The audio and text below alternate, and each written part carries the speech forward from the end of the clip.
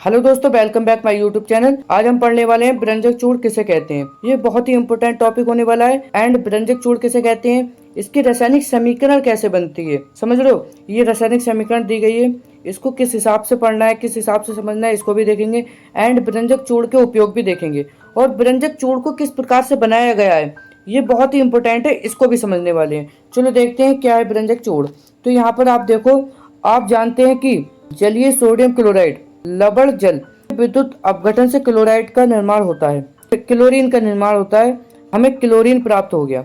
इस chlorine gas का उपयोग करके व्यंजक चूड़ के उत्पादन के लिए किया जाता है। मतलब जो क्लोरीन गैस है उसका उपयोग करके हम व्यंजक चूड़ का निर्माण करते हैं। कैसे देखते हैं, शुष्क भुंजा हुआ चूना, शुष्क भुंजा हुआ चूना जो कि आप अपने घर में भी लाते होगे, पहले लाते थे पोतने उतने के लिए, जो कि हमारा CaOH का हॉल्टवाइज, समझ रहे हो, ये होता है शुष्क भुंजा हुआ चूना।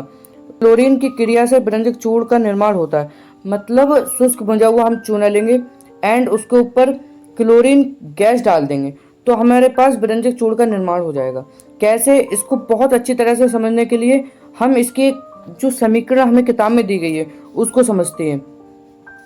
ठीक है, ये देखो, CaOH का हॉल्टवाइज कैल्शियम हाइड्रोक्साइड, ठीक है, प्लस क्लोरीन से अभिक्रिया कराई, ये क्लोरीन गैस है। क्लोरीन से जब हमने अभिक्रिया कराई तो हमें CaOCl2 कैल्शियम ऑक्सी क्लोराइड, ये आप याद कर लेना, ये बहुत काम आता है। कैल्शियम ऑक्सी क्लोराइड प्राप्त हुआ एंड साथ में हमें जल प्राप्त हुआ। अब हमें पता चल गया कि कैल्शियम ऑक्सी क्लोराइड, इसी को हम व्यंजक चूड़ कहते हैं। समझो, ये इसका रासायनिक सूत्र है। एंड अगर रासायनिक नाम पूछेगा तो कैल्शियम ऑक्सी क्लोराइड। अब आपको ये पता चल गया कि व्यंजक चूड़ किस हिसाब से बनाया जाता है। शुष्क भुंजे हुए चूने पर क्लोरीन की क्रिया कराने से हमें व्यंजक चूड़ प्राप्त होता है। अब हम देख लेते हैं व्यंजक चूड़ के उपयोग।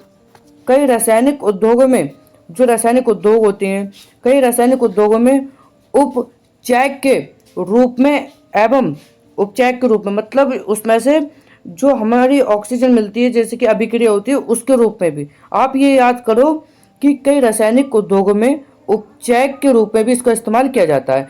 सबसे इम्पोर्टेंट है, ये मोस्टली इम्पोर्टेंट है, पीने वाले जल को जीवाणु, मतलब पीने वाले जल को जीवाणुओं से मुक्त करने के लिए इसका उपयोग किया जाता है। ये सबसे इम्पोर्टेंट है।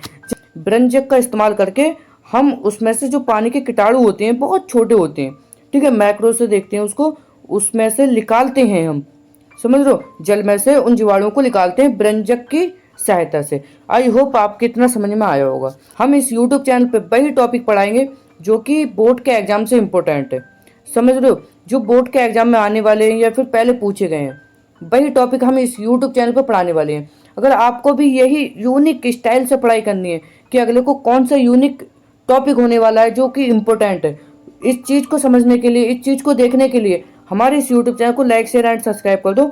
बाकी मिलते हैं एक और इम्पोर्टेंट टॉपिक के साथ।